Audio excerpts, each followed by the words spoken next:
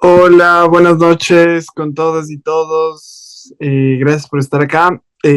Como saben, el día de hoy vamos a tener un pequeño conversatorio con Pedro Páez, que es uno, yo diría, de los mejores economistas que tiene el país, para analizar bueno, un tema que cada vez suena más, que ya venía sonando desde hace algunos años, pero que cada vez suena más, que es las monedas digitales. Voy a continuación a leer brevemente una pequeña introducción al tema que prepararon las y los chicos de Desborde, y entiendo que de La Raíz y de las demás organizaciones que participaban. Son introducciones de 5 minutos y después damos paso a la intervención de Pedro. Entonces, bueno, bienvenidos a este conversatorio. Hoy abordaremos los desafíos y oportunidades que plantea la transformación digital del dinero, en un contexto en el que la innovación tecnológica y la alta especulación se encuentran en el centro del debate. Recientemente en Argentina se desató el escándalo de Libra, que es una de estas nuevas criptomonedas, también denominadas meme coins, una criptomoneda difundida por el presidente Javier Milei. Con un tuit del 14 de febrero de 2025, Milei presentó el token como parte de una iniciativa privada para impulsar la economía a través de inversiones en pequeñas empresas y startups. En cuestión de minutos, el valor de Libra se disparó hasta alcanzar cifras que rozaron los $5, para luego desplomarse bruscamente en un fenómeno que expertos categorizan como rug pull, que es básicamente mucha gente sacando su dinero muy, muy rápidamente. Este episodio, que ha dejado a decenas de miles de inversores con pérdidas millonarias y ha generado numerosas denuncias penales, pone de relieve los riesgos inherentes a la especulación en activos digitales sin un marco regulatorio sólido. Para comprender en profundidad la revolución que supone la aparición de las criptomonedas, es esencial recordar lo que algunos economistas han dicho al respecto. Al dinero se lo define por sus funciones. Si algo es generalmente aceptado como medio de pago, sirve como una comunidad de cuenta y se utiliza como reserva de valor. Eso es en esencia el dinero. El dinero no es consecuencia de ninguna ideología, sino de la división del trabajo y de la extensión de los intercambios. A lo largo de la historia, desde la concha spondylus en América precolombina hasta el dinero fiduciario actual, el dinero ha evolucionado para facilitar la coordinación y el intercambio en la sociedad. Con la llegada de la era digital se dio paso al dinero electrónico y en 2009 nació la primera criptomoneda, el Bitcoin. Este cambio no solo representó una innovación técnica basada en la tecnología de blockchain y la descentralización, sino también un cambio institucional.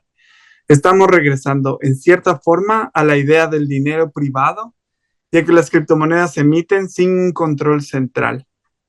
Sin embargo, como nos muestra el reciente caso de Libra, el uso desmedido y especulativo de estos activos puede llevar a crisis de confianza y a una pérdida masiva de valor, evidenciando que la verdadera fortaleza del dinero reside en su capacidad de coordinar la economía de manera estable y predecible. En este fascinante cruce entre innovación y especulación y la coordinación económica es que hoy nos acompaña Pedro Páez, figura destacada en el ámbito económico y académico en el Ecuador, con una trayectoria que abarca desde la supervisión del control del poder de mercado hasta la coordinación de políticas económicas y la representación en la redefinición de la arquitectura financiera internacional. Pedro Páez ha profundizado en el diseño de políticas macroeconómicas alternativas y en el análisis de cómo los sistemas financieros se adaptan a los cambios tecnológicos. Su formación en la Pontificia Universidad Católica del Ecuador y su PhD en la Universidad de Texas en Austin, junto a su amplia producción académica y experiencia docente, le confieren una perspectiva única para evaluar tanto los avances disruptivos del dinero digital como sus riesgos y desafíos. Hoy, el analizar fenómenos como el escándalo de Libra y reflexionar sobre la evolución del dinero, desde sus orígenes, como se menciona, hasta las posibilidades del dinero digital respaldado por la tecnología blockchain. Digamos, en esta reflexión exploraremos cómo la convergencia entre la innovación y la regulación es esencial.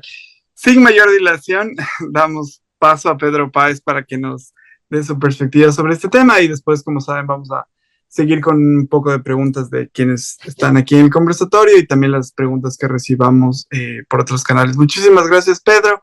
Sin mayor dilación, te doy paso. Muchas gracias a ustedes por la invitación y con esa estupenda introducción, con excepción de las exageraciones en lo que a mí respecta, yo creo que estamos muy bien ubicados para empezar una conversación. Oí algo de que íbamos a tener unos 30 minutos y luego con preguntas. Entonces, no sé si podamos detenernos en varios de los temas que tú mencionaste en esa presentación. Es realmente muy, muy importante. Empecemos retomando la descripción que hacías de este fraude, ¿no? Que no hay otra forma de decir, sino es un fraude. Este es un conocido esquema Ponzi. Esquemas Ponzi son este tipo de fraudes organizados por un señor que se llamaba Carlo Ponti hace unos 100 años. Y paradójicamente el señor Ponzi en sí mismo era una excelente persona, era un tipo bondadoso, es decir, en una época en la que los anestésicos eran muy malitos y no había antibióticos. Él donó parte de su piel para curar a una señorita totalmente desconocida, ¿no? Con un proceso de recuperación no solo doloroso, sino tremendamente lento. Yo creo que es importante ubicar porque Carlo Ponzi murió varias veces, quebró varias veces, reveló, digamos, del fraude que estaba cometiendo, terminó en la cárcel y sin embargo él murió absolutamente convencido de lo que estaba haciendo. Era algo así como el secreto de la eterna juventud. O sea, es el fetiche de asumir que el dinero puede engendrar más dinero, de que la plata puede crecer por sí sola. En términos de los esquemas de Marx, ¿no es cierto? Sería dinero guión dinero, D guión D prima, ¿no? Un dinero que crece solito. Este elemento que aparece como anécdota en el caso de la biografía de Carlo Ponzi, creo que es fundamental para entender lo que es una ideología que está presente en la mayoría de la gente y sobre todo en los economistas. En los economistas profesionales somos los sacerdotes de una nueva religión que precisamente gira en torno, así como los musulmanes dan varias vueltas en torno a la Kaaba, y es una obligación al menos una vez en la vida. Nosotros en cambio tenemos esa obligación casi todos los días de dar la vuelta en torno al dios Mamón, el dios de los cananeos, ¿no es cierto?, al que se sacrificaban niños para que vaya bien en los negocios. Pues ese Dios secularizado es el que prima ahorita. Este, yo sé que para la mayoría de ustedes lo que estoy hablando puede parecerles una exageración, pero no lo es. En realidad, el dinero es un artefacto, una creación humana, que en realidad lo que esconde, pero al mismo tiempo viabiliza, es una trama de relaciones entre seres humanos, una trama de relaciones entre la gente que permite el que se extienda y se profundice el mito de que estamos todos en igualdad de condiciones, todos somos iguales independientemente de la estatura, de la raza, del sexo, del abolengo, de todo. Nada de eso importa y hay una sola unidad de medida, solamente una dimensión lineal, cuantitativa, que es precisamente cuánta plata tienes. Tanto tienes, tanto vales. Y ahí se acabó, y ahí se acabó la cosa.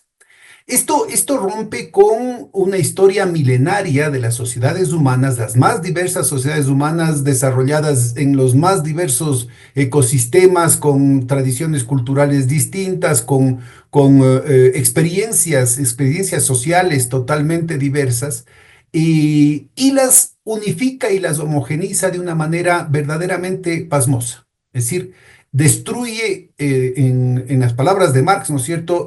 Todo lo sólido se desvanece, todo lo establecido vuela por los aires.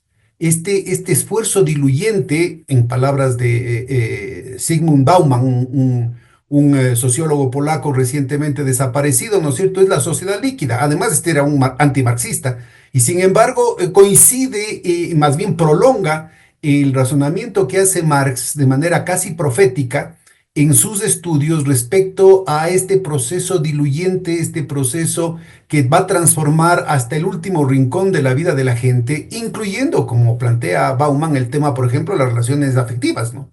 El amor líquido, las relaciones, hasta las relaciones sexuales son líquidas, en el sentido de que no solamente que son tremendamente fluidas, sino que son efímeras, que pasan, simplemente pasan. Esta transformación de la vida de la gente es producto de la magia de esta formulita que a veces lo veríamos con un poco de escepticismo, ¿no? El dinero que se transforma en dinero que ha crecido por sí solito. En la literatura especializada y sobre todo desde la filosofía se ha venido trabajando a partir de estos desarrollos que mencionaba de Marx en torno a un elemento que me parece que es crucial para entender el asunto y que los que menos estamos en condiciones de aprenderlo o de entenderlo somos los economistas, porque, insisto, somos los sumos sacerdotes de esta otra liturgia. Entonces, en nuestra teología no caben este tipo de cosas. Pero en realidad es una creencia que se conoce como alienación. Es decir, las relaciones humanas pasan a ser cosificadas, pasan a ser trasladadas hacia una cosa.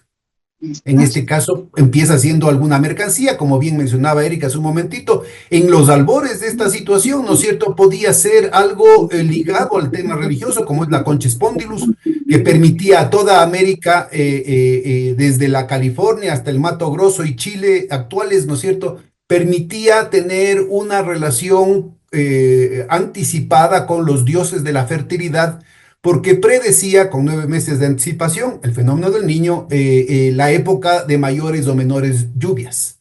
Y como además tenía una reminiscencia a la genitalia femenina, que estaba al pelo, la metáfora completa se cerraba en torno al tema de la fecundidad. Entonces, este es un momento pre-mercantil, pre-dinerario del mercado. Estamos en los albores del mercado. La mayoría de las producciones en América no se hacían para otros, eran relaciones humanas, eran las comunidades orgánicas que se definían, se planificaban, crecían, se autoproyectaban en torno a una visión soberana de lo que querían en el futuro. Si pudieran ayudarme, por favor, cerrando los micrófonos.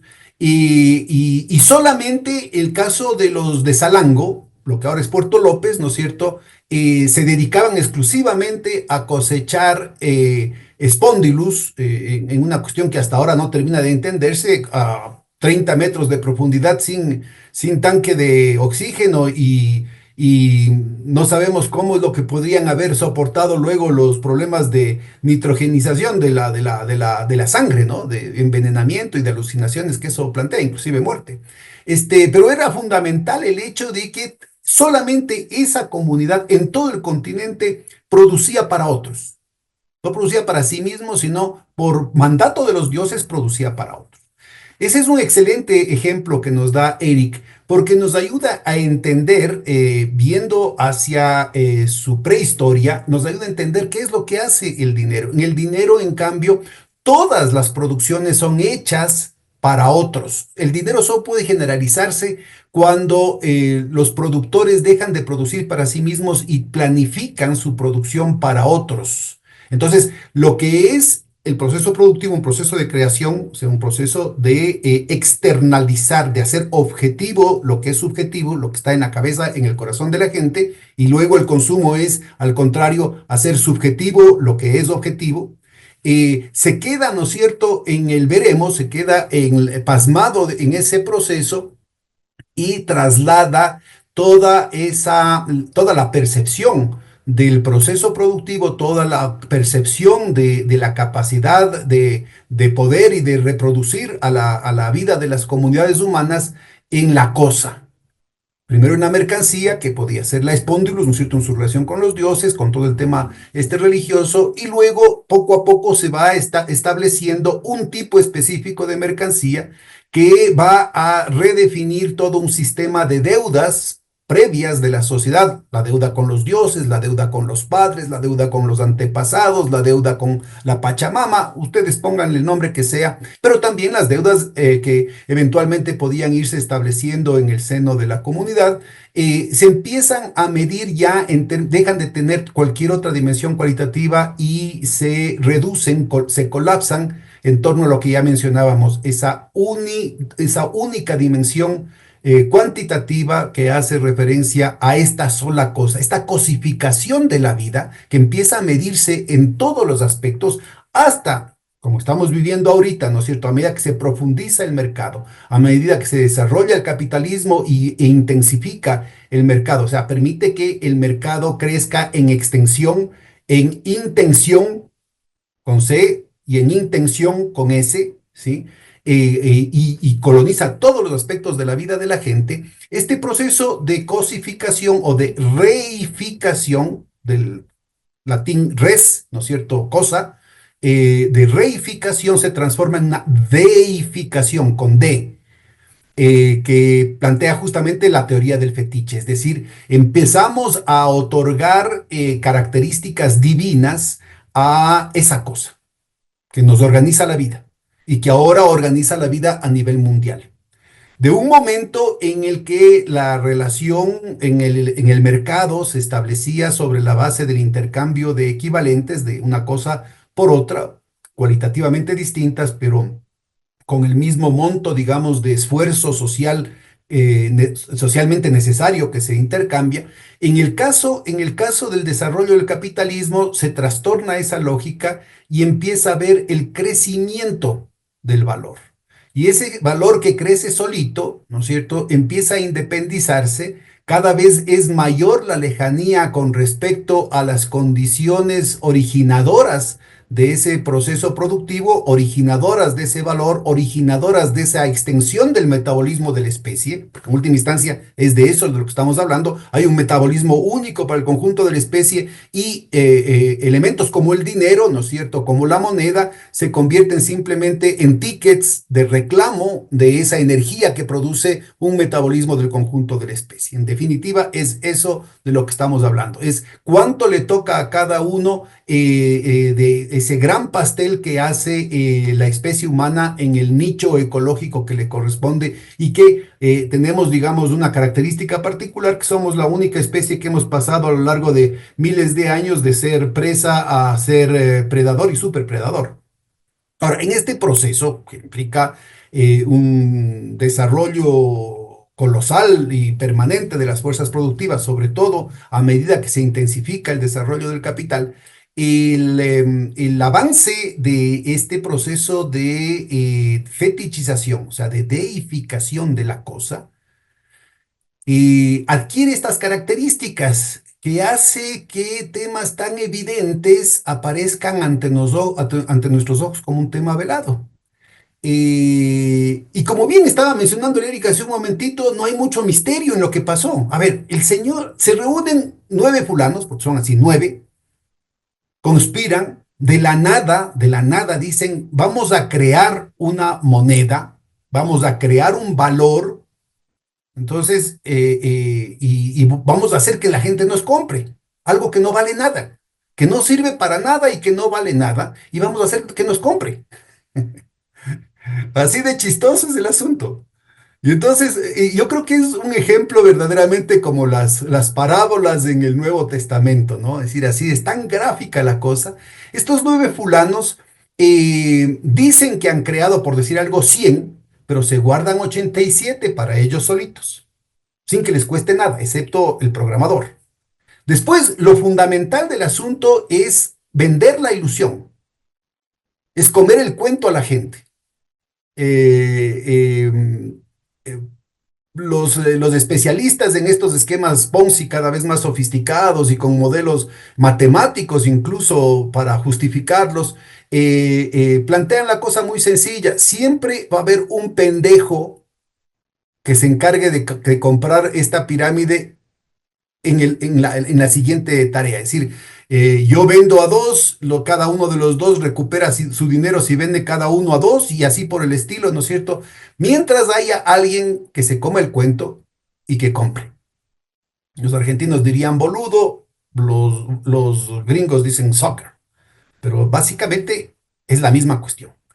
Em, Obviamente, el momento en que ya empiezan a vender, en la medida en que, y ahí está lo fundamental del hecho de mi ley, en la medida en que la propaganda es tan eficaz que en cuestión de 4 horas pasa de no costar, de no valer nada a valer a $5.70 en 4 horas, lo cual implica unas ventas de 4.000 y pico millones de dólares en 4 horas. Entonces, como bien decía el Eric, ¿no es cierto? Hacen este operativo que se llama quitar la alfombra de abajo de los pies. Es básicamente lo que el rock pull.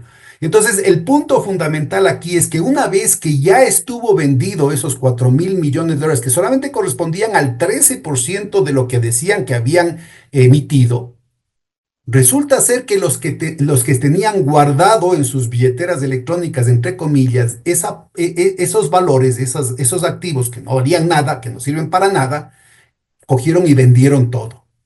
Entonces se desploma en cuestión de minutos, se empieza a desplomar. Por eso hacen la figura esta de sacar de debajo de los pies la alfombra, ¿no es cierto? Y obviamente se desploma el mercado.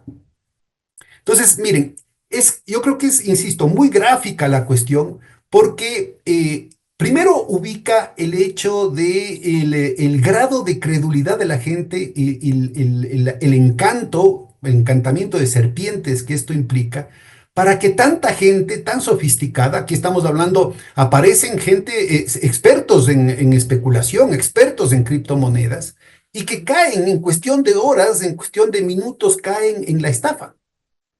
¿No? Y en segundo lugar es la contundencia de lo evidente que es la estafa, ¿no es cierto? Que paradójicamente contrasta con el grado de convencimiento de tanta gente. Si estamos hablando, hay unas cifras que hablan de 78.000 inversionistas. 78.000 inversionistas. Al menos 500 y pico de los cuales son inversionistas muy sofisticados que invierten más de 500.000, 1 millón de dólares cada uno, y algunos muchísimo más. ¿Sí? Entonces, yo creo que es muy importante entender el problema económico de la pirámide Ponzi en sí mismo, pero también el efecto social, el efecto político, el efecto cultural, el efecto ideológico de este fenómeno, que en realidad lo que está expresando es en lo que hemos convertido nuestra vida, ¿sí? Es decir, en este mundo de tantas capacidades, de tal acumulación de fuerzas productivas, de conocimiento, de desarrollo científico, tecnológico, la gente es capaz de comerse el cuento de una manera tan infame. Bueno, una vez dicho esto, que podemos entrar a los detalles si ustedes quieren con las preguntas, yo creo que es fundamental ubicar que esto, ¿no es cierto?, es una evidencia, no de este caso como quieren hacernos comer el cuento, no como nos quieren hacer creer, sino que es el caso de todas las criptomonedas. La única diferencia entre Bitcoin y este caso es que en el caso de Bitcoin, el fraude es mucho mayor, con escala gigantesca en la que incluye, a pesar de la sofisticada e intensiva propaganda que han hecho desde el año 2009 para hacernos creer de que se trata de una iniciativa anti-establishment, antisistema, antioligárquica, libertaria, anarcocapitalista, anarquista, de izquierda, ecologista, alternativa, etcétera, etcétera. Todo eso es una metedura de dedo. Detrás de esto están el MI6 y la CIA, y ha sido absolutamente expreso. ¿Ustedes creen que si verdaderamente el cuento oficial, la narrativa oficial tuviera un ápice de verdad, vean ustedes lo que hacen, cómo tienen controlados sus teléfonos celulares, su Twitter, su WhatsApp, su Twitter, ¿no es cierto? Perdón, su TikTok y todas las redes sociales, cómo tienen controlados absolutamente sus compras a través del Internet. Y no van a tener controlado un sistema a través del cual, por ejemplo, se podrían comprar armas. De hecho, ¿no es cierto? Las criptomonedas sirven para evadir todo tipo de regulación en todos los negocios sucios, no de los malos de la película, sino de los buenos de la película. O sea, la gente exitosa del gran capital, los evasores de impuestos, los corruptos, los que pagan sobornos, los que ganan la plata, ¿no es cierto? Y fugan capitales, los que ganan la plata de negocios como el tráfico de drogas, del tráfico de personas, del tráfico de órganos, del tráfico de armas, el tráfico de armas inclusive de destrucción masiva, aquellos que permiten, ¿no es cierto?, el desarrollo de las guaridas fiscales, los derivados financieros, el shadow banking, el shadow budget. Recuerden ustedes que aquí también está involucrado todo el presupuesto de militar de más de 1.000 bases militares que tienen los Estados Unidos, a pesar de que solamente declaran tener 867.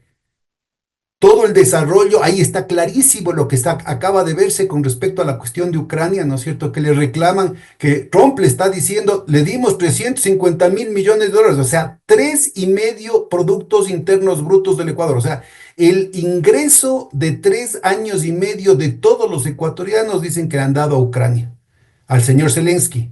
Y entonces todos los del gobierno de Zelensky, pero dicen, acá no ha llegado ni 77. ¿Dónde se fue el resto? Y eso dicen, y lo mismo dicen de la USAID, ¿no? Entonces todo el cuento se está desmoronando. No es solamente el cuento de Milei, todos los cuentos se están desmoronando. Entonces, y porque además sale el tema de USAID, sale el gobierno de los Estados Unidos. Ya no es solamente el loco del Pedro Páez que venía denunciando estos temas, ¿no es cierto? Que es el gobierno de los Estados Unidos, las Fuerzas Armadas de los Estados Unidos, la DEA, la CIA, el FBI, los principales involucrados en el tráfico de drogas, por ejemplo, en el caso de Afganistán. Llegan los talibanes, cero producción de amapola, cero producción de opio de Afganistán. Les tumban los talibanes, 98% de la producción mundial del opio viene de Afganistán. 20 años de presencia militar y respetando los derechos humanos, bombardeando poblaciones, matando niños y toda esa cuestión en la lucha por la libertad, por la democracia, por la honestidad, por los valores occidentales, cristianos y decentes de la civilización frente a estos bárbaros desgraciados y toda esa cuestión. Y resulta ser que los que han estado haciendo toda esta cuestión son los propios gringuitos.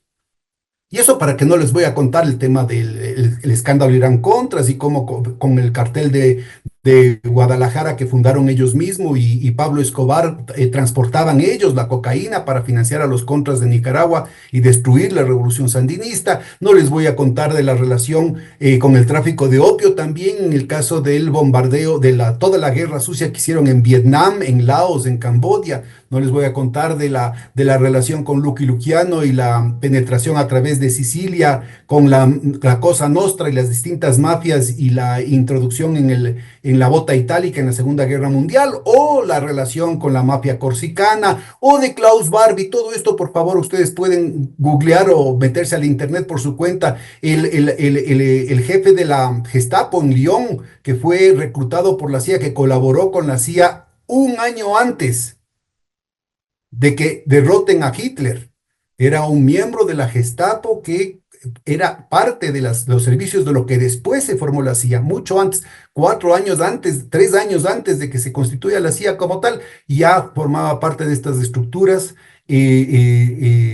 colaborando con el enemigo, pues. O sea, estas estructuras de los servicios secretos de los Estados Unidos colaborando con el enemigo. Y después lo trasplantan protegido al corazón de América del Sur, a Bolivia, y desde allí controla todos los escuadrones de la muerte, tanto privados como públicos, vinculados a lo que después sería el Plan Cóndor, las dictaduras militares, y todo esto vinculado, como se desveló en 1980, cuando el dictador García Meza empezó a hacer de las suyas con un golpe de Estado en contra de un gobierno, de unas elecciones que eligieron un gobierno de izquierda, y resulta ser que el primo de él había sido el capo de la mafia.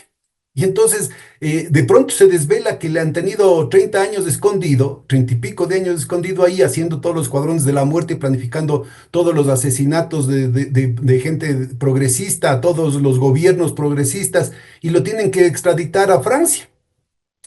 y resulta ser que ha sido culpable, y resulta ser que no ha sido el único de la Gestapo, sino que casi toda la Gestapo se había pasado a las estructuras de la CIA y vinculado al tráfico de drogas. Si se dan cuenta, no es un problema anecdótico, no es un problema puntual, no es un problema de abuso de un señor, de otro señor, son elementos constitutivos de este servicio de inteligencia. Y todo eso que en algún momento decían, es teoría de la conspiración, son exageraciones, no tiene ninguna fuente, ahora lo dice el gobierno de los Estados Unidos.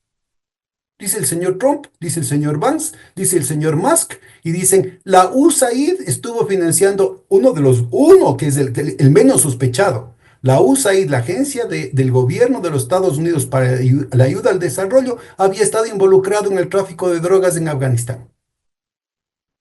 Y aparece, por si acaso, el senador republicano, además, Scott Perry, vinculando todo el tema del financiamiento a Boko Haram, que es uno de los cortadores de cabeza en el África subsahariana, vinculado al Estado Islámico, que también es financiado por la USAID, vinculado a la Al-Qaeda, vinculado al Nusra, vinculado a los que acaban de ganar el gobierno en Siria, ¿no es cierto? Todos ellos cortadores de cabeza, descarnados, abiertos, obscenos, y que supuestamente son enemigos del gobierno de Estados Unidos. ¿Cómo llegaron esos financiamientos allá? ¿Cómo lograron cursar esos financiamientos de esta manera? ¿Cómo pasan, no es cierto, las armas que la Unión Europea entrega al gobierno de Zelensky? ¿Cómo acaban en manos de estos terroristas supuestamente islámicos en Mali, a 8.000 kilómetros de distancia?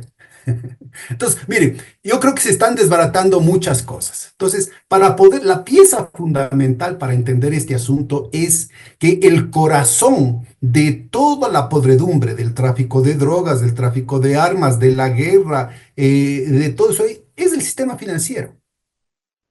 Es decir, es esta lógica, no es un problema personal de un malvado, que sin duda hay mucha maldad, hay muchos psicópatas metidos ahí, hay un problema de selección de personal sesgado precisamente a favor de los psicópatas. Hay inclusive un número de la revista American Psychological Review que tiene un artículo sobre los mecanismos de selección que justamente habla de este tema.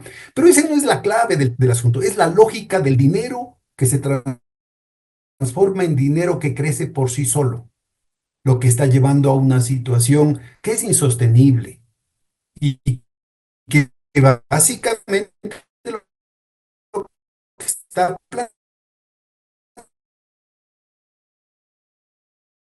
en la propiedad privada. Este proceso de mercado que desarrolla el tema del dinero y luego las distintas formas monetarias y luego las de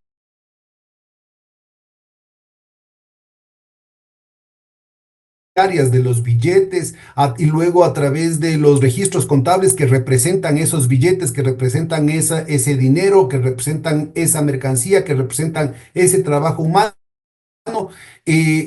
también pasan a ser representados a su vez por derivados financieros, por títulos valores y luego por estructuraciones sobre esos títulos valores y índices de esos títulos valores, representación de la representación de la representación de la representación. Entonces, este esquema Ponzi que acabamos de conversar, que en un minuto lo relató Eric al principio de esta sesión, claramente nos ubica el mecanismo fundamental que organiza al capitalismo contemporáneo. ¿Sí? O sea, el viejo, ese capitalismo que estudió Marx ya pasó. Ese capitalismo era dinero que, por otro lado, medios de producción, los ponía juntos a producir, como su nombre lo indica, ¿no es cierto? Y se generaba un nuevo tipo de el valor agregado que lo genera el trabajo vivo. Y ese nuevo valor que está en la nueva mercancía, ¿no es cierto?, se intercambia en el mercado por su equivalente que ya está preñado, ¿no es cierto?, de este plus de valor que está preñado de esta ganancia, que es lo que hace que el dinero crezca. Pero en este abrir y cerrar de los ojos, ¿no es cierto?, nos quedamos solamente con los dos extremos de la relación, que es el dinero, y luego al final del día el dinero que ha crecido solito. Este fetiche es el que está organizando las cosas de una manera absolutamente insostenible, porque ha llegado a generar representaciones de las cosas que no tienen sustento. Es decir, es como el juego de las sillas musicales. Entonces, la representación, por decirles algo, ahorita mismo hay una tremenda, un pánico respecto al tema del oro, porque se han vendido papeles que representan oro para que no se moleste usted en andar cargando el lingote, para que no ande preocupado si le van a robar, para que no ande preocupado si le van a falsificar. Entonces le tenemos guardadito, no se preocupe, aquí está el certificado. Y entonces han vendido muchísimos más certificados de oro que el oro realmente existente. El momento en que la gente empieza a decir, a ver, quiero ver mi oro, no hay, pues, no hay. Entonces empieza el corre-corre de un lado para otro y esto puede provocar guerras. De hecho, ya lo hizo. Esto fue, fundamentalmente fue el disparador de todo el proceso que llevó no solamente a la Primera, sino a la Segunda Guerra Mundial. O sea, todo ese paréntesis de guerra civil tenía que ver con eso, que era la expresión de un proceso de sobreproducción en general, de un proceso de disputa de quién se queda con los mercados y quién se queda con las ganancias de un mercado que se quedaba chiquito con respecto a la capacidad de producir que tenía el sistema. Bueno, si eso pasó hace 100 años, imagínense lo que significa con este proceso ininterrumpido de revoluciones científicas y tecnológicas que estamos teniendo desde hace 60 años, desde 1960. Imagínense lo que eso significa con los nuevos, con lo que estamos a puertas, ¿no es cierto? Estamos recién en los albores de lo que sería la inteligencia artificial, la cuestión cuántica, los supercomputadores, las nuevas tecnologías, el 5G, el 6G, etcétera, etcétera, etcétera. Imagínense lo que eso significa el momento que se pueda aplicar en el proceso productivo. Entonces, la lógica es que el capital es demasiado exitoso en términos de la productividad que genera, inunda el mercado de mercancías demasiado baratas para las tasas de ganancia que exigen los grandes monopolios que controlan el capital, y por eso, ¿no es cierto?, necesita escaparse de allí donde está el costo hundido de la inversión fija, las maquinarias, los fierros, los laboratorios y toda esa situación, toda la infraestructura, y eso tienen que ir dejando, o sea, a los gobiernos, o sea, a países donde la mano de obra sea y la naturaleza sean más baratas, o poder moverse, ¿no es cierto?, con la suficiente agilidad para el rato que deje de ser rentable este negocio, pasarse a ese otro. ¿A través de qué? A través de la bolsa de valores, a través de esta representación de la representación de la representación, que a la larga lo único que les interesa es la diferencia entre el D' y el D. Y ahí es lo que surgen todos estos elementos de los cuales el chistecito de Milei es una excelente metáfora. Es lo mismo que pasó con Madoff, es lo mismo que pasó con la subprime, es lo mismo que está pasando ahorita con las deudas nuevamente de la subprime, pero también de las prime, con el tema de lo que eran antes bienes raíces en el sector familiar, ahora pasó al comercial y luego al oficial, de lo que era antes solamente bienes raíces, pasó también al tema de los automóviles, a la deuda de los estudiantes, a la deuda de los gobiernos, a la deuda de las empresas. El mundo está tremendamente sobreendeudado. Entonces, de nuevo, es el chiste del juego de las sillas musicales. Las sillas son como decir la economía real, el Producto Interno Bruto. El Producto Interno Bruto está, por decir algo, ahorita en 80 millones de dólares. Y sin embargo, las representaciones de esa riqueza real pueden ser 25 o 40 veces mayores. Ni siquiera tienen estadísticas completas, porque el mero hecho de presentar estadísticas ya sería de espanto.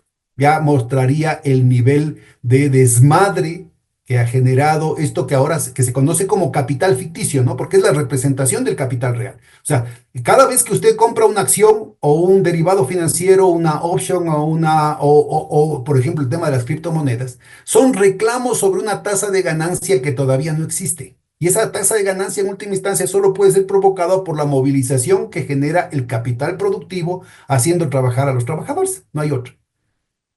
No hay otra. Y el lío que tenemos ahorita, y con esto acabo, ¿no es cierto?, es que todos estos esquemas Ponzi, ¿no es cierto?, están pasando, solamente para que ustedes tengan una idea, son 80 millones de millones, por decir algo, 8 sillas, Y las deudas de los hogares, las deudas de los estados, las deudas de las empresas, las deudas de las tarjetas de crédito, de los estudiantes y todo eso de ahí, que sí son deudas relativamente registradas, relativamente reconocidas, están representando 350. Entonces la relación es, solamente ahí tenemos de 350 a 80, de 35 bailarines que el rato que pare la música van a tener que trompearse por poder sentarse en solo 8 sillas.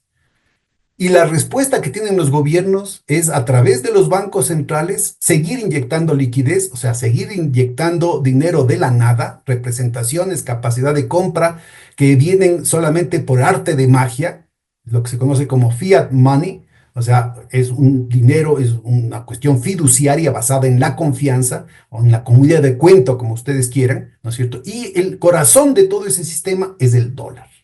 ¿Qué significa la inyección de liquidez? ¿Cómo es lo que hacen para salvatear a los bancos, para salvatear a las bolsas de valores permanentemente?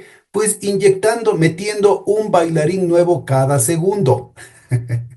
Ya pueden ustedes imaginarse a dónde nos lleva la cosa. Para acabar simplemente con un detalle, darnos cuenta del grado de urgencia, de la inmediatez, de los peligros que está viviendo el mundo y que lo quieren resolver a través de guerras, ¿no es cierto? Fuerza mayor, y dejan de preocuparse de todo, como lo hace el señor Gasca, ¿no es cierto? Vean ustedes cómo está arguyendo fuerza mayor para cualquier soquetada, para cualquier tipo de atrocidad jurídica. Pues abusen fuerza mayor y simplemente no se pagan las deudas, excepto las que tenemos nosotros, las que estamos debiendo nosotros, ¿no es cierto? El Ecuador está debiendo ahorita alrededor de 150% de su Producto Interno Bruto entre deudas y arbitrajes que tenemos que pagar, arbitrajes internacionales que tenemos que pagar. Eso sí nos van a obligar a pagar. Por eso, con mucha lucidez, el Papa Francisco planteó que en el 2025 tiene que darse una nueva campaña por la anulación de las deudas ilegítimas, de lo que se conoce como Jubileo 2025.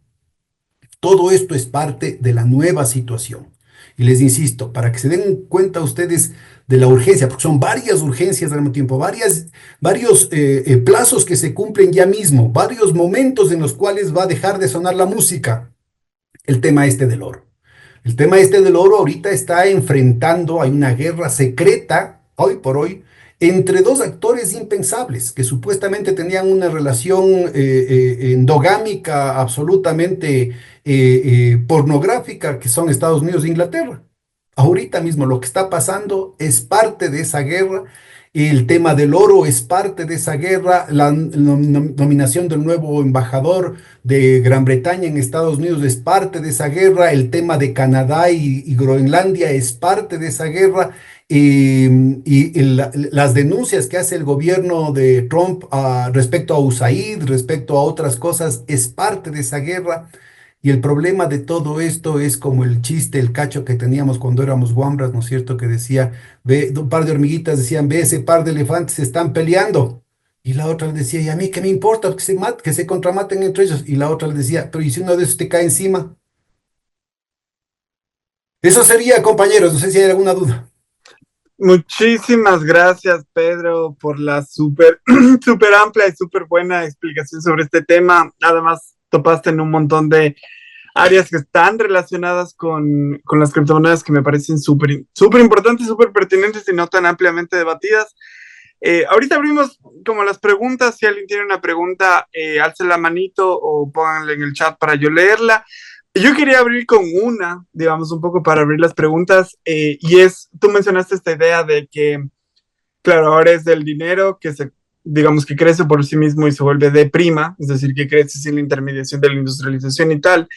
Y esta idea del dinero que se convierte en dinero, en más dinero, como por arte de magia, eh, muchos lo comparan con la idea de la lotería. Y así como quienes más compran la lotería, yo diría, o de lo que he revisado en casi todos los países que hay datos, son quienes más problemas económicos tienen. Las personas que menos dinero tienen son los que más compran la lotería.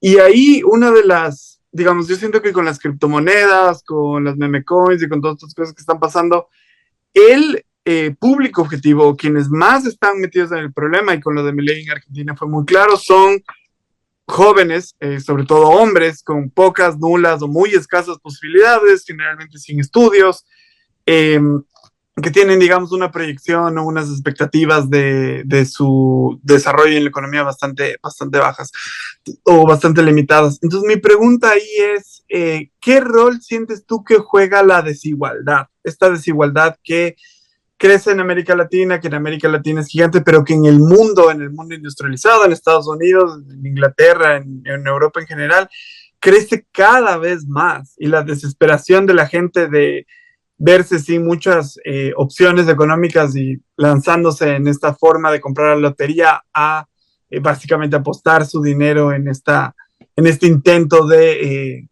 tener alguna posibilidad de tener una vida decente. Entonces, ¿qué papel sientes tú que juega la desigualdad en la gente votando estos esquemas políticos? Bueno, mira, uno de los encantos de Milei es que es francote. Da ternura el candor con el que se maneja, ¿no? Él mismo dice, ¿de qué se quejan? Pues si esto es un casino. Así lo dice. Y lo chistoso es que con ese argumento se cayó el juicio político que les querían hacer en el Senado argentino, ¿no? Porque al mismo tiempo es una corrupción brutal, o sea, igual que el gobierno de Noboa acá, sobre la base del soborno, sobre la base del chantaje, sobre la base de la amenaza y de la persecución, a propios y extraños compra. Y una cosa tan evidente como esa, que puede provocar una serie, una cadena de demandas internacionales, ya no contra Milei, sino contra el Estado argentino. O sea, el Estado argentino va a tener que hacerse cargo de las indemnizaciones de todos los afectados a los que hacías referencia. Entonces, mira, yo creo que es muy importante ubicar eso. Sí, este es un casino, pero en el casino, en la lotería, así como el tema de las tasas de interés, el sueldazo del señor Jeff Bezos, de Bill Gates y todos ellos, solo tiene una fuente, que es el trabajo de la gente. ¿Sí? O sea, todos estos mecanismos son tickets para repartirse una riqueza ya creada, que es un metabolismo. Para no plantearlo ni siquiera en términos de riqueza, hablemos de que es un metabolismo, es la energía que vos tienes, que es un metabolismo ensanchado por la cultura humana, por el ingenio humano a lo largo de miles de años, ¿no es cierto? El propio proceso de hominización del hombre y de humanización de la naturaleza plantea esta situación, este desanclaje respecto a lo biológico. Y parte fundamental de eso es lo que vos mencionas del tema de la desigualdad, ¿no? Ahora, la cuestión es que con excepción de la dinámica de China, que de alguna manera intenta, como te digo, difundirse hacia otros ámbitos, como por ejemplo, digamos ustedes, Vietnam y el resto del sudeste asiático, tal vez a los BRICS, ¿no es cierto?, en términos, aunque sea como proyecto. En el resto del mundo, la lógica del capital, la lógica de este capital ficticio dominando al resto del capital, incluyendo al capital productivo, es una lógica no solamente de tremenda desigualdad, de exacerbación de las desigualdades, sino de exacerbación de las frustraciones. Porque ya no solamente hablamos de desigualdades, sino de un proceso de matar las esperanzas, de matar los proyectos de vida de la gente. Y no me refiero solamente a la periferia, donde ha sido común y corriente, donde ha sido la norma, sino al propio corazón del imperio. En los Estados Unidos, compañeros, ustedes saben que ahorita, mientras hablamos, la tasa de mortalidad infantil es más alta que en Cuba. Es más alta, obviamente, que en Europa, sin duda, es la más alta de todos los países desarrollados. Es más alta que en Rusia, el seno del mal, o en Bielorrusia, para si ustedes quieren. Pero es más alta que Cuba, el país al que lo tienen bloqueado y sometido a una situación de estrangulamiento material permanente, pues prioriza, ¿no es cierto? Con los pocos medios que tiene, prioriza la vida de los niños, prioriza lo fundamental. En caso de Estados Unidos, no solamente eso, sino que tienes por otro lado el tema de los suicidios.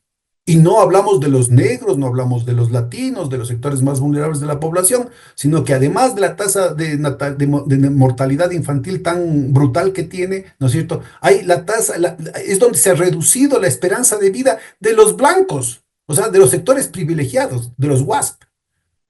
De hecho, la cuestión de Trump es una expresión de esa desesperación, de esa angustia, de esa desazón, ¿cómo te digo?, existencial, de sectores que no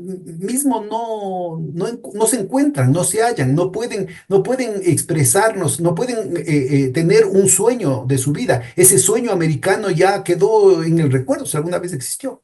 Y eso significa una situación de desánimo, de una situación de boicot permanente, qué sé yo, en la forma de operar. Vean ustedes, ahorita hace primero Trump, después Biden, que hace un trumpismo sin Trump, y ahora de nuevo Trump, están dando el oro y el moro y están haciendo, más allá de los discursos neoliberales de que el Estado no puede intervenir en la economía, han hecho las políticas industriales más intervencionistas con los mayores subsidios para que se reindustrialicen los Estados Unidos. Y por ejemplo, en el caso de los chips, con la ley chips, que se llama así, ustedes pueden también consultar en el internet, en Arizona, en Texas, no pueden operar, no solamente que tienen que traer el capital, no solamente que tienen que traer el conocimiento, no solamente que tienen que traer los fierros, sino que cada vez ya tienen que traer a los trabajadores calificados y cada vez tienen que ir trayendo a segmentos de trabajadores no calificados, de Corea y de Taiwán. Porque simplemente o no hay ese nivel de calificación, o en el caso del trabajo no calificado, la gente no tiene motivaciones para trabajar en los ritmos y con el cuidado que se necesita. Son cosas de alta precisión. Eso nos marca, ¿no es cierto? Y luego, bueno, cosa similar, mutatis mutandis, se da en Amazon. Cosa similar se dio en el caso de Macy's. ¿Sí? O sea, estamos hablando de un proceso en el que simplemente el tema de la droga, ¿no? El tema del fentanilo. Es decir, la gente lo que quiere es escapar. No se encuentra en este mundo. Entonces, este problema de desigualdad no es un tema de indicadores, no es del índice de Gini, que ya son monstruosos, ¿no? Es decir, y los datos que saca la Oxfam, por si acaso los que están interesados, a finales de año, debe estar ya saliendo el de este año, sacan una serie de indicadores y en algún momento, hace unos 8 años, dejaron de publicar porque publicaban con nombre y apellido. El último año sacaron 64 fulanos. El año previo habían sido 240, creo. Pero el año 2016, 2015, no recuerdo bien, ya eran 64 fulanos, 64 multimillonarios, todos ellos obviamente, la gran mayoría angloamericanos, que entraban en un bus, y entonces se ponían la careta del fulano con nombre y apellido, ¿no es cierto? De los 64 fulanos que tenían el mismo nivel de ingresos que la mitad de la población mundial. O sea, 64 fulanos tenían más ingresos que 4.000 millones de seres humanos.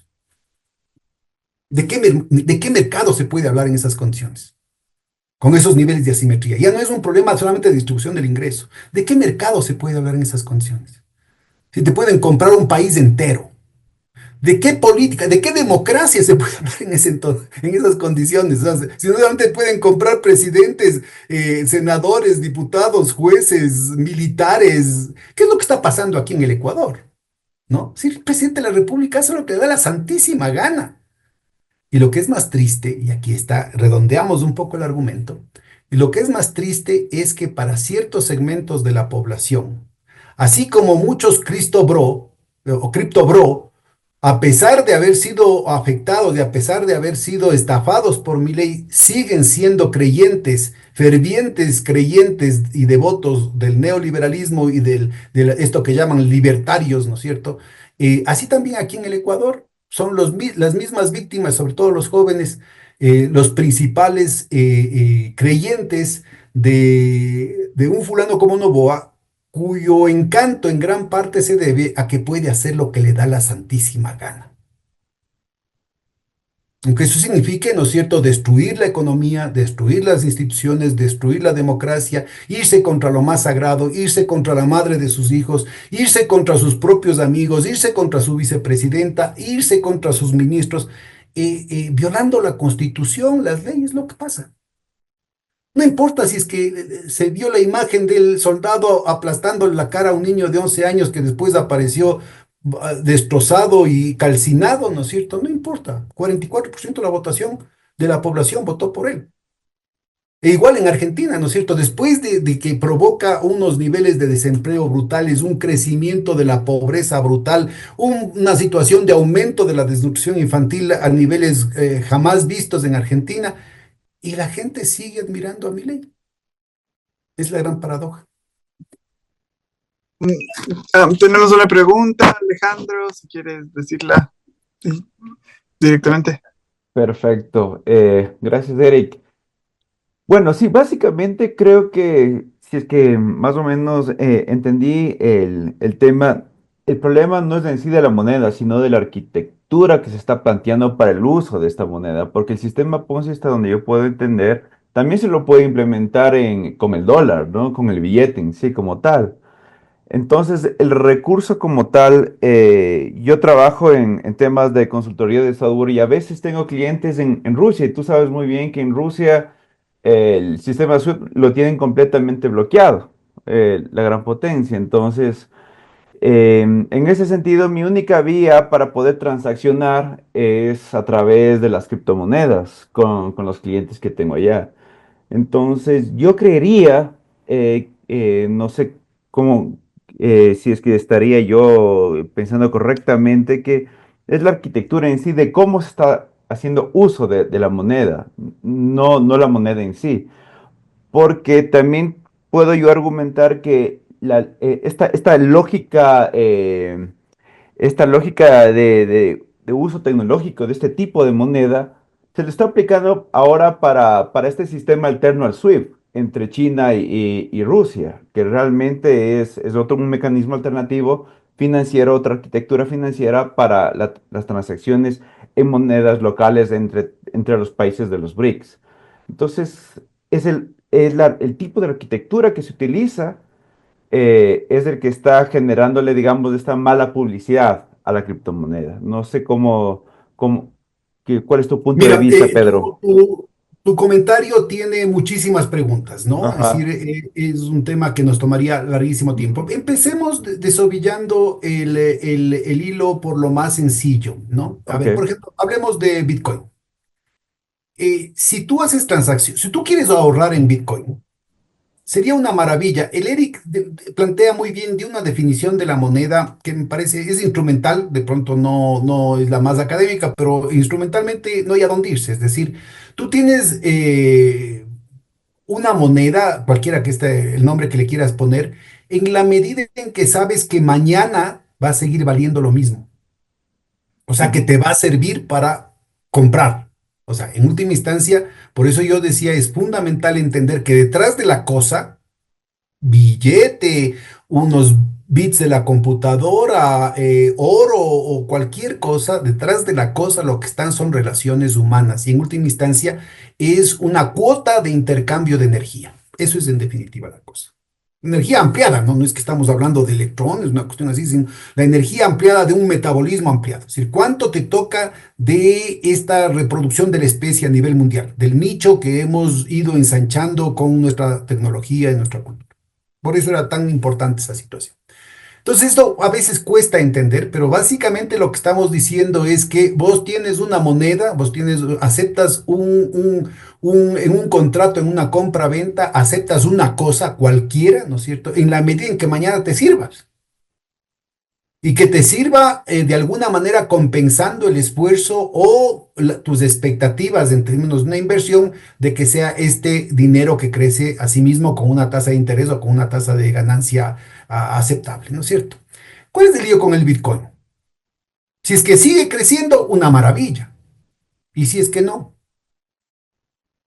entonces ahí sale ya no solamente el señor Milei, sino el, ¿cómo se llama? El supuesto el hombre misterioso que supuestamente ha hecho esa situación. ¿A quién le reclamas en primer lugar? Porque ahorita le puedes reclamar a Milei. Y si es que se desploma lo de Bitcoins, ¿a quién le reclamas? Al Shagataishi Sabuto, ni sé cómo se llama el mamotreto este, que es otro hombre de cartón virtual, y que la gente se cree. Mira, yo estuve en una reunión hace algunos años convocada por la Angela Merkel, que estaba de presidenta del G20, y era una reunión para plantear alternativas innovadoras en el financiamiento de temas ambientales. Entonces ahí estaba la Organización de Naciones Unidas para los temas ambientales, pero también había un pequeño fondito para la crisis climática. Y sobre todo vos tienes, ¿no es cierto?, independientemente de toda la discusión de los carbonos, que básicamente son temas especulativos, hay una realidad que es inaplazable, que hay una cantidad de ciudades y enormes, como por ejemplo Yakarta, ¿no es cierto? A las cuales, independientemente de cuál sea la causa del aumento del nivel del mar, simplemente les va a anular, pues, o sea, se las va a volver invivibles. Y no es un tema solamente que va subiendo el nivel del mar, sino que cada vez hay eventos extremos, cada vez más sanguinarios, no solamente que destruyen las cosas, sino que matan gente, y por miles. Y es un fondito de R$ 4. Y estaban convencidos, estaban ahí varios ministros de finanzas, sobre todo de África, varios gerentes de bancos centrales, varias agencias humanitarias, ¿no? De estas que financia la USAID o la Fundación Soros o la Fundación Ford o la Rockefeller, ya sabemos de las cuales están, o de las fundaciones europeas también, inclusive las de izquierda, ¿no? Ya sabemos de cuál estamos hablando. Todas ellas billeteadas. Ahí estaban unas señoras de unos 80 años en camisetas, sin sostén, con alpargatas y con unos jeans roídos, pero también estaban otras señoras de Coco Chanel, estaban, ya te digo, académicos, o sea, de todo, una cuestión, y consenso de que pongamos toda esa plata en bitcoins. Entonces a mí se me ocurrió, yo como siempre Contreras, cogí y mostré la evolución de los bitcoins y dije, vea, si hubieran a principios del mes hubieran invertido no me acuerdo cuántos millones eran que tenían, que no llegaban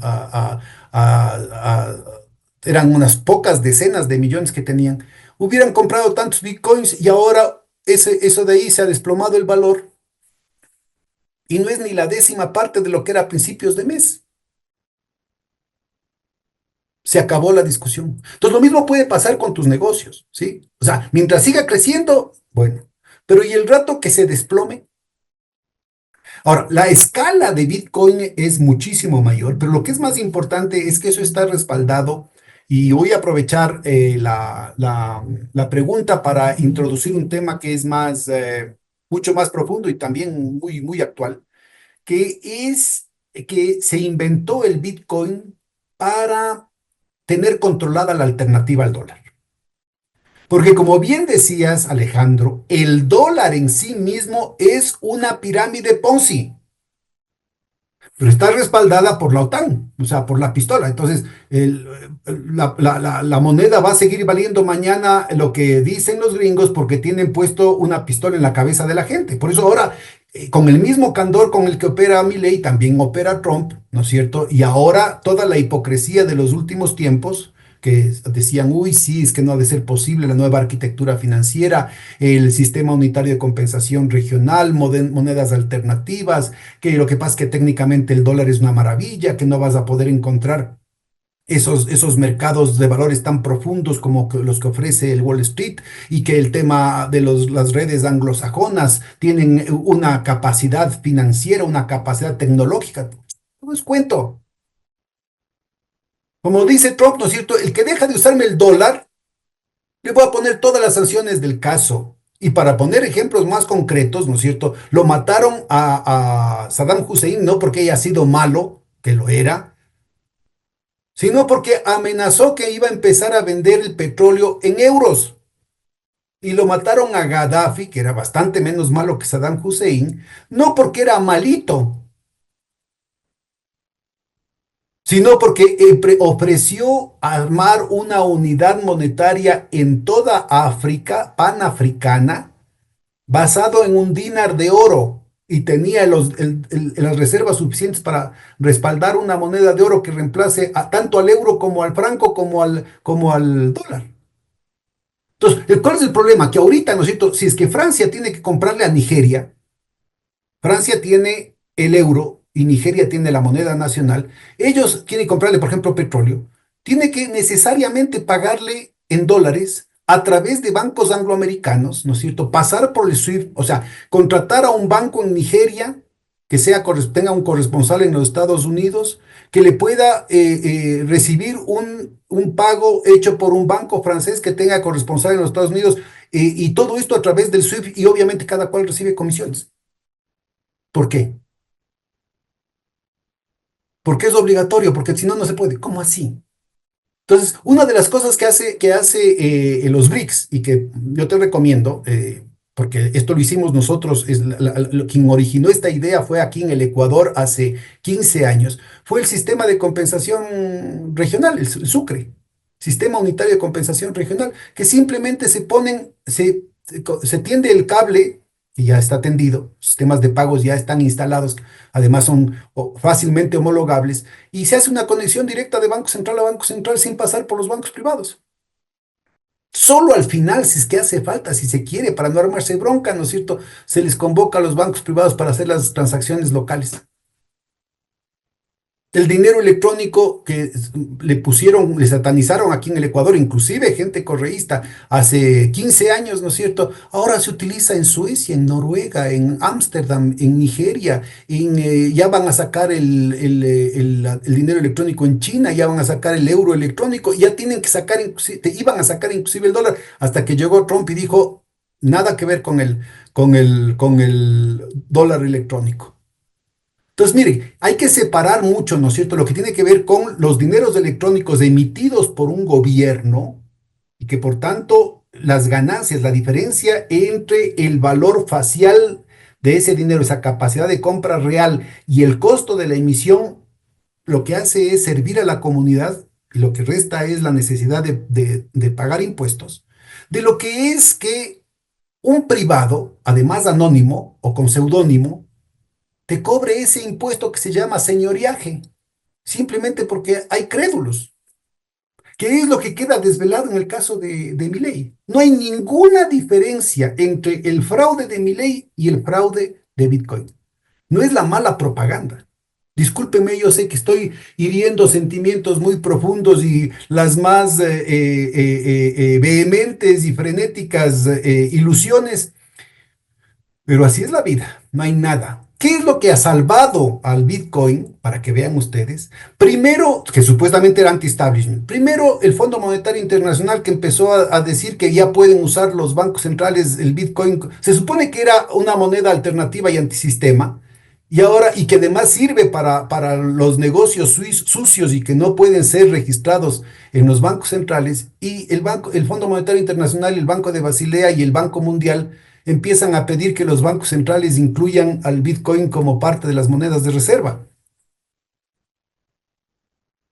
Y bueno, han seguido una serie de disposiciones, inclusive en la normativa de Basilea con respecto a los bancos, para obligar a que la gente utilice y demande Bitcoins. Pero las cosas llegan a su paroxismo con Trump, que también es supuestamente antisistema, que al mismo tiempo que dice no al banco digital, a la moneda digital de la Reserva Federal o a cualquier otra moneda digital de los bancos centrales, le voy a hacer la guerra. Le voy a hacer la guerra a cualquier país que deje de utilizar el dólar. Pero los Estados Unidos van a crear un fondo soberano con bitcoins para comprar bonos del Tesoro de los Estados Unidos. ¿Cuál es el objetivo central de esto? Que la alternativa quede comprada, la alternativa al sistema Ponzi del dólar quede de antemano comprada como antisistema, como anti-establishment, no en el oro, que sería catastrófico, sino en el Bitcoin. ¿Por qué el oro es catastrófico? Porque el oro también es un fetiche.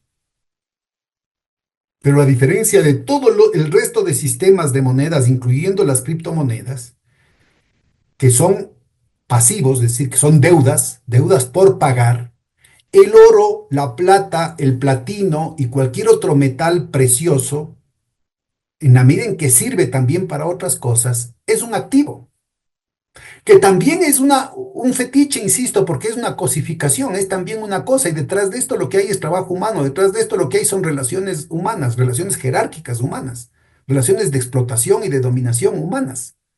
Pero lo importante es que el oro, que ahí tiene una situación estratégica, es un fetiche fuerte en comparación al fetiche ilusorio de cualquier fiat currency, o sea, de cualquier moneda fiduciaria, incluyendo el dólar. Entonces, el rato que la gente se ponga a decir, bueno, ¿y cuál es el respaldo del dólar? Si el resto de los países, por ejemplo, miren, en cuestión de un par de años, China ha dejado de usar el dólar, porque todo el comercio exterior de China estaba en dólares. Y de pronto, ¿no es cierto?, en 2, 3 años pasó de 80 y pico, casi 90% de todas las transacciones pasó al 42%. ¿Qué pasa si todos los demás países dejan de utilizar el dólar en sus transacciones? ¿Qué pasa si los países que son invadidos por las tropas norteamericanas dejan de utilizar el dólar que van llevando los militares en sus bases militares que los están matando, que los están secuestrando, que están violando a sus niñas? Se desploma el valor del dólar. Y para darles un ejemplo concreto, ¿no es cierto? No solamente se desploma el Ponzi, el esquema Ponzi específico del dólar, sino que se desploma todo, es todo un juego dominó. Ahorita mismo, en esta guerra que le estaba comentando, esta guerra secreta entre Gran Bretaña y Estados Unidos, buena parte del déficit fiscal de los Estados Unidos está sostenido en la venta de bonos fiscales y de bonos del Tesoro, bonos de la Reserva Federal y bonos municipales y otro tipo. Asimismo, China, que era parte de un ensamble, digamos, de un circuito hasta hace unos 10 15 años, que se llamaba China América. Es decir, China exportaba más de la cuenta, el excedente que tenía en dólares los invertía en bonos de los Estados Unidos, con lo cual sostenía el valor del dólar. ¿Sí? De pronto, de lo que tenía 3 millones de dólares hace unos 15 años, hace unos 20 años, ¿no es cierto? De pronto empezó a bajar, bajar, bajar, y ahora tiene solo 760. De 3.000 a 760. Pero no solamente es China, sino que también Japón. Pero no solamente es Japón, sino que desde que gana Trump, Gran Bretaña hace una reducción de sus tenencias de deuda de los Estados Unidos, que es 5 veces la desinversión que hizo China. Si se dan cuenta cómo se va desmoronando, porque el momento, verá, lo que está sucediendo ahorita, ¿no es cierto? Lo que puede suceder ahorita es que pare la música. Y de nuevo, el momento en que pare la música, los bancos no van a tener, todos los depositantes van al banco y dicen, a ver, deme mi plata, no va a haber. Todos los tenedores de títulos que dicen, esto vale oro, van a pedir el oro, no va a haber. Todos los que tienen títulos que dicen, esto representa un barril de petróleo, no va a haber. Todos los que tienen certificados de plata tampoco, todos los que tienen certificados de cobre tampoco, todos los que tienen certificados de urea tampoco, todos los que tienen certificados de trigo tampoco. Y los certificados pueden llamarse options o futures o índices o pueden llamarse efectivamente ETFs, por ejemplo, en el caso de oro, que además es de presentación inmediata. Simplemente no hay. El Banco de Inglaterra estaba, miren, les cuento un tema. Hace 15 años, bueno, no voy a adentrar a los detalles, pero hace 15 años en Alemania, gente inclusive de derecha, hizo un planteamiento diciendo dónde está el oro de la reserva de Alemania. Entonces empezaron a darse las vueltas, que sí, que ahí está, que ese es un tema técnico, que ni sé qué, pasaron los años, y siguieron jodiendo y siguieron jodiendo y siguieron jodiendo, hasta que terminaron haciendo una pregunta formal en el Bundestag, en el Parlamento alemán, exigiendo que se presente, que se presente donde está el oro. Entonces resulta ser que el oro había estado en buena parte en Nueva York y en Inglaterra. Y entonces exigieron que se pida de retorno ese oro físico. Y entonces dijeron, pero es que eso no se hace entre amigos. Estoy hablando en serio. Bueno, han pasado 15 años. En el 2022 acabaron de entregarles el oro, solamente para que se den cuenta de lo que estoy hablando. Ahorita mismo, ¿no es cierto? Están queriendo comer el cuento porque dicen, bueno, ¿y dónde está el oro de Fort Knox en los Estados Unidos? No se supone que la reserva tiene oro, pero vamos a ver. Entonces han estado desde los años 50 queriendo que se haga una auditoría del oro en Fort Knox. Inclusive una película que se llamaba Goldfinger con el Sean Connery sobre el 007 sobre ese tema. Pero bueno, el punto es que siguen con ese cuento, siguen comiendo ese cuento. Pero el problema no es el oro que puede existir o no existir del caso de Fort Knox, que corresponde al Tesoro de los Estados Unidos, sino el oro que está en los bancos, porque buena parte de ese oro de los gobiernos de los Estados Unidos estaba en el Chase Manhattan y una vez que se fusiona con el JP Morgan, está ahora en poder del JP Morgan, está en poder del HSBC. Pero el problema es no solamente ese, y todo el oro que se supone que está en la Reserva Federal. Entonces, miren, es un problema y el problema es que pueden, ¿no es cierto?, el efecto del globo. Entonces, el oro para el rato que la auditoría de aquí, yo conocía en el caso cuando había el Banco de Fomento, habían unas haciendas en el Carchi que lindaban con Colombia por una sequía. Y entonces pedían crédito tanto al Banco de Fomento de aquí como al banco, a la Caja Agrícola que se llama en Colombia, y por las mismas vaquitas. O sea, pedían el crédito por las mismas vaquitas dos veces. Entonces, cuando iba el inspector del Banco de Fomento, llevaban las vaquitas de un lado de la sequía y cuando llegaba el de la Caja Agrícola, llevaban las vaquitas de la otra sequía. ¿Sí se dan cuenta lo que va a pasar? Pero algún rato, ¿no es cierto? Algún rato va a descubrirse que no hay sillas para todos. Y ahora, ¿cómo resuelve ese problema? No sé si me estoy dando a entender. Entonces, de manera concreta, primero, el esquema Ponzi no es una culpa exclusiva, no es un pecado exclusivo de las bitcoins, no es un pecado exclusivo de la moneda del Viva la Libertad del Milei. No, no. Este es un sistema basado en esquemas Ponzi.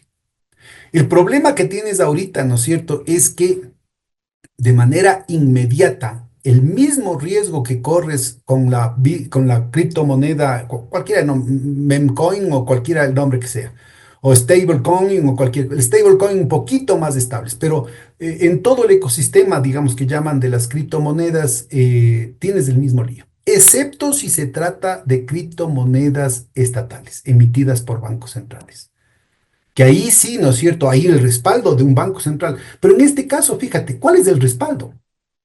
Milei. Y Milei se lava las manos. Entonces aparece un fulano que no sabe dónde tiene la plata de la familia esta Davis, que ya el papá porque, bueno, primero de Milei hay el antecedente de que no es el primer fraude que comete, ¿no? En el 2022 ya cometió un fraude parecido con otra que se llamaba Xcoin, y ahí sí se demostró que había cobrado. Aquí hay la evidencia de que la hermanita era la que vendía las reuniones con el presidente, pero todavía no encuentran la evidencia concreta de que él ha cobrado por esta situación, aunque en derecho penal se presume que todo servicio es pagado. ¿Sí? Pero bueno, ya. Pero aquí, en este caso, puedes reclamarle a él o a este señor Hayden Davis, ¿no es cierto? Porque el papá del Hayden Davis también ya fue condenado, creo que a 40 años de prisión y después el FBI le perdonó eso porque se convirtió a ni sé qué secta evangélica y ahora se dedica a hacer el bien a los niños. Estoy hablando en serio, por favor, no me crean nada de lo que estoy diciendo, métase al internet y certifique. Entonces, resulta ser que el señor dice, yo tengo 100 millones que me sobran y que nadie me ha reclamado. Si quieren, les devuelvo 100 millones de dólares. Pero dice así, que no me tocaba, pero que me han dado. Si quieren, les devuelvo. ¿De dónde sacó 100 millones de los? Una pestañada. Sí, sí se dan cuenta, ¿no es cierto?, de la frivolidad de todo este tema. Es absolutamente, estamos hablando de cientos de millones de dólares. ¿Ah? Estamos hablando en 4 horas fueron 4.000 millones de dólares en venta de algo que no servía para nada y que no valía nada. ¿Qué vale Bitcoin? Lo que pueda valer mañana. ¿Y quién te garantiza que mañana va a valer más que ahora? O lo mismo que ahora. Que va a poder compensarte la transacción que hiciste, el esfuerzo que hiciste o la inversión que hiciste en términos reales. Nada. ¿Y a quién le vas a reclamar? Al anónimo este con el seudónimo de que supuestamente es de Hong Kong, dice que es un mito, una construcción mediática. Andas a reclamarle. ¿Dónde le vas a reclamar? Entonces, ¿qué te van a decir? ¿De qué te quejas? Si esto es un casino. La vida es una tómbola, te van a decir. Entonces, pero estoy hablando en serio. Y si no, por favor, contradíganme. Algún compañero que me diga, no, no, no, aquí puedes encontrar. Entonces, todo el cuento, ¿no es cierto?, del minado, toda la absorción ingente de recursos energéticos que significa la minería de los bitcoins, todo el tema de las contabilidades repartidas, toda la cuestión de la encriptación de las firmas electrónicas, del resguardo de las firmas electrónicas de los tokens, todo eso de ahí es puro humo. Es la señorita Semi Chirisique que utiliza cada mago el rato que hace un truco, para que no le veas lo que hace el mago. La pregunta de fondo es, a ver, ¿qué te garantiza que esta criptomoneda va a valer mañana lo que dicen que va a valer? O lo que vos esperas que va a valer. Te vas a dar cuenta que no hay nada. Porque en última instancia, en la pirámide Ponzi de los Estados Unidos, ¿no es cierto? Encuentras al final del día, el rato que reclamas, encuentras la pistola. Entonces te invaden. Como lo que van a hacer con Canadá, ¿no? O como les dicen a sus amigos de Groenlandia. O sea, de Gana no aceptó que yo le iba a comprar, ahora preste. O el canal de Panamá. ¿Sí? Y anda a pechartes con Trump. Entonces, mira, el tema es que el mundo está pasando muy rápidamente de un poder, la estructura del capital, ¿no? De un poder basado en la hipocresía y la alcahuetería, está pasando muy rápidamente a un ejercicio del poder basado en el cinismo y la obscenidad. Y ya se dicen las cosas abiertamente. Te dice Milei, sí, entre el Estado y la mafia. El Noboa te dice, sí, son mis empresas. Ahí está el tema de Petro Noboa. Ahí está el tema de los paraísos fiscales.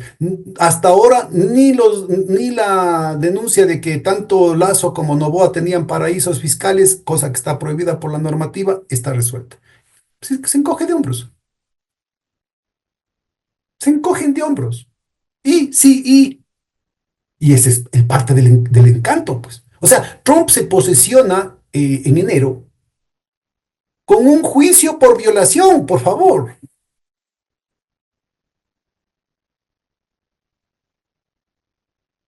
Y está haciendo cosas que si son ciertas yo estaría de acuerdo, sí, que se acabe la guerra, que esté tratando de evitar tanta corrupción, tanta mojigatería, me parece bien, pero hay que ver el proceso de degradación del imperio, o sea, hay un proceso que es evidente de deterioro de la promesa civilizatoria en su conjunto. Y esto incluye, ¿no es cierto?, al vehículo fundamental de ese desarrollo civilizatorio, que es la moneda. Entonces, todo lo que estoy contando, digamos, es para ponernos, no para espantarnos, no es una historia de miedos, sino para sacudirnos y ver qué es lo que vamos a hacer aquí en el Ecuador. ¿Qué vamos a hacer aquí en el Ecuador? Estamos matando el mercado interno, estamos matando el mercado externo y la oligarquía, ¿no es cierto?, está también jugando el juego de las sillas musicales entre ellos. Olvídese, no estamos hablando del socialismo, del comunismo, de la fraternidad, de la humanidad. No, no, no, no, no, eso no importa. Estamos hablando del business de la oligarquía. No hay para todos. No hay para todos. Entonces, ¿qué tienen que, a dentelladas, ¿no es cierto?, pelearse unas migajitas de la renta del narcotráfico?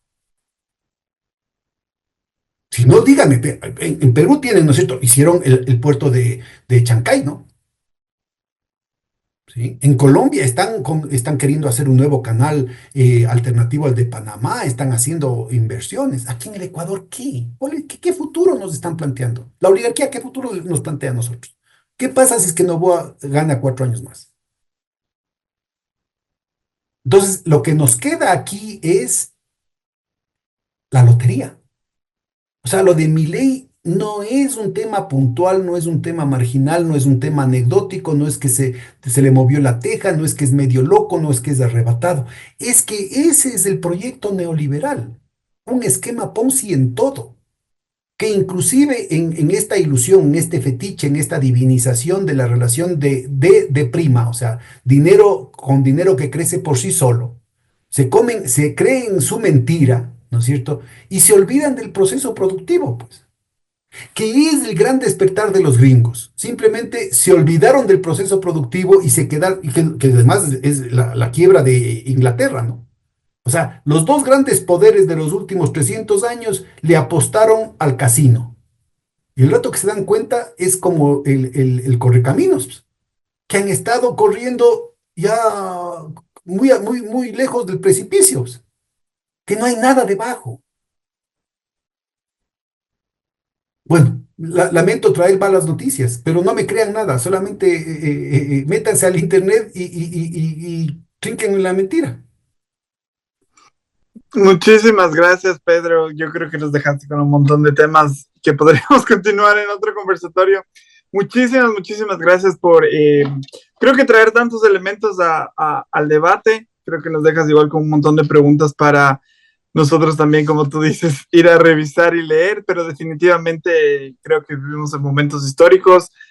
Las condiciones, digamos, de especulación súper intensas que, por ejemplo, explotaron en la crisis del 2008 no han hecho sino ponerse más intensas, por lo que en cualquier, yo creo que nuestra generación, digamos, o en los últimos años estamos acostumbrados a vivir momentos históricos, otro momento histórico y otro momento histórico, y definitivamente este declive de Occidente y este crecimiento exacerbado de la especulación y todas las tensiones nacionales e internacionales parece que nos conducen a momentos cada vez más históricos. Entonces, bueno, Pedro, muchísimas gracias por la charla. Definitivamente creo que debemos organizar otra después de unos meses, quizás después de las elecciones, para ver cómo está el escenario. Ojalá en las elecciones todo salga bien. Y eso, muchísimas gracias a todos quienes vinieron aquí. No sé si alguien tenga algún Muchas comentario. gracias por su tolerancia y su paciencia, compañeros. Un gran abrazo y estoy a las órdenes cuando quieran. Gracias a ti, Pedro. Ya te mandamos también el video por si quieres tenerlo. Muchísimas Chévere, chévere, muy gracias. gentil. Hasta luego. Ya nos vemos, chicos, y gracias, Pedro, por todo.